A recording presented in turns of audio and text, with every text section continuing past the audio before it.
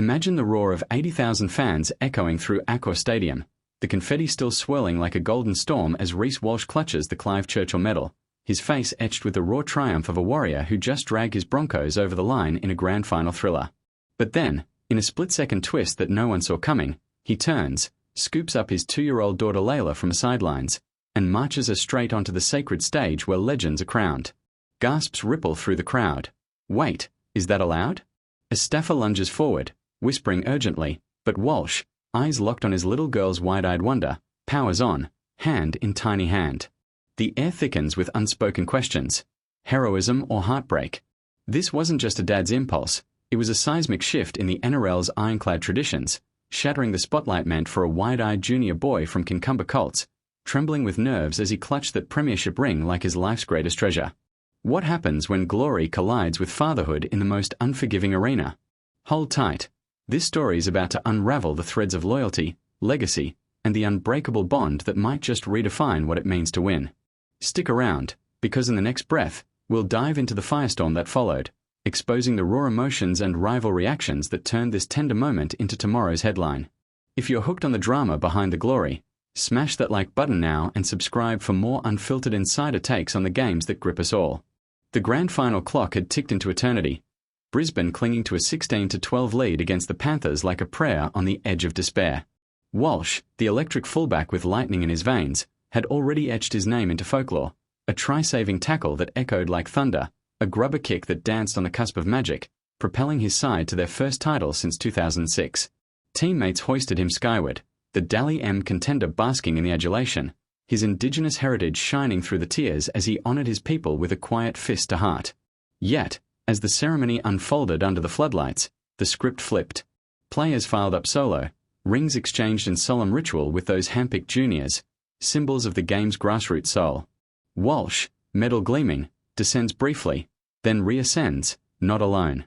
Leila, all curls and innocence, toddles beside him, her tiny fingers gripping his like a lifeline. The Kincumber boy, maybe 8 or 9, freezes mid-step, his rehearsed smile faltering as the cameras pivot. Walsh accepts the ring, swaps it for a signed footy with a nod and grin, but the exchange blurs in the shadow of this pint-sized intruder. Whispers erupt, protocol breached, or pure poetry. The staffer's frantic wave goes unheeded. Walsh lingers, planting a kiss on Leila's forehead before she's gently ushered away. In that heartbeat, the stadium holds its breath. Had the king of the night just crowned his princess at the expense of a fan's fairy tale? The tension coils like a spring, every eye dissecting the optics, the boy's fleeting glory eclipsed by a father's fierce devotion.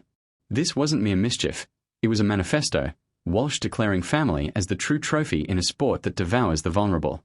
Deep in the Broncos' locker room, where sweat-soaked jerseys hang like battle flags and champagne sprays arc like victory fireworks, the afterglow twisted into introspection. Ben Hunt, the grizzled hooker who'd bled for this ring, pulls Walsh aside later, clapping his shoulder with a mix of awe and admonishment. You're a freak on the field, mate, but that stage? Next time, let the kid have his shine. Walsh nods, unrepentant yet reflective, his post-match interview a masterclass in vulnerability. I just wanted her to feel this magic, he says, voice cracking over the din, because tomorrow it's back to training, back to the grind that chews up dreams. Across the divide, Melbourne's Harry Grant, skipper of the fallen Panthers, fires a cheeky jab on the MIC. Oh, hang on, Reece got the family pass while we got the boot?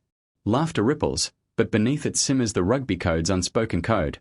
Hierarchy, humility, the juniors as untouchable icons. Michael Maguire, the coach who'd woven Walsh's redemption arc from state of origin snubs to premiership saviour, had laid the groundwork months earlier with his own act of grace, inviting Leila to training sessions, letting her toddle through drills, forging a family-first ethos that fueled the fire.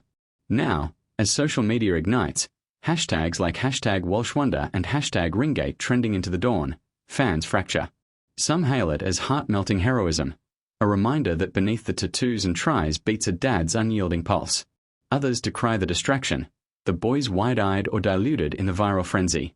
Yet, in the quiet hours, as Walsh cradles Leila under the hotel sheets, the real narrative emerges. Victory isn't hoarded, it's shared, even if it ruffles the feathers of tradition. This eyebrow-raising escapade? It's the spark that humanizes the heroes, turning Walsh from superstar to symbol of the messy, magnificent pull between pitch and parenthood. Welcome to Tennis Insider, where we unpack the unscripted drama that fuels the fire, from rugby's raw edges to the court's calculated chaos, because every game hides a story worth chasing. As the sun crests over Brisbane's skyline, casting long shadows on the Broncos' badge of honour, the ripples from Walsh's stage-stride refusal to fade. Pundits pore over replays, dissecting the milliseconds, the staffer's outstretched arm, Leila's gleeful skip, the junior's polite pivot masking quiet disappointment. In a league where optics are oxygen, this blip balloons, NRL brass huddles and hushed calls, pondering if rules need ring fencing or if Walsh's whimsy warrants a wink. Teammate Payne Haas, the gentle giant, posts a cryptic Insta tribute. Family first, always, echoing the creed that Maguire instilled, crediting Leila's clubhouse cameos as the secret sauce in their surge. Walsh, ever the showman, fields the flak with flair in a dawn debrief. "I'd do it again," he quips, "because that boy's got his whole career ahead. Leila's got me, right now." The Kincumber lad, unnamed but unforgettable, surfaces in a club statement, thrilled to meet his idol, ring in hand, no grudges in his grin. Rivals chime in. Penrith's Nathan Cleary, gracious in defeat, texts a private nod. "Love seeing the next gen lit up, Reece, even if it's your mini-me stealing the scene." Yet the undercurrent thrums with deeper truths. In a sport scarred by absent fathers and fleeting fame, Walsh's act is rebellion wrapped in tenderness, a stake in the ground for work-life warrior ethos. Fans flood forums, polls splitting 60-40 in his favour, memes morphing the moment into myth, Leila as the tiniest try-scorer. As the premiership parade snakes through the city, Walsh hoists her high again, this time to cheers unbroken. Eyebrows may arch, but hearts? They've cracked wide open. In the end, this wasn't eyebrow-raising folly. It was a father's fierce rewrite of Glory's rulebook, proving that the greatest plays happen off-script, in the arms of those who make the fight worthwhile. That's the pulse of the game, straight from Tennis Insider. Hit subscribe, drop your take in the comments, and let's keep the conversation roaring. Until next time, play fierce.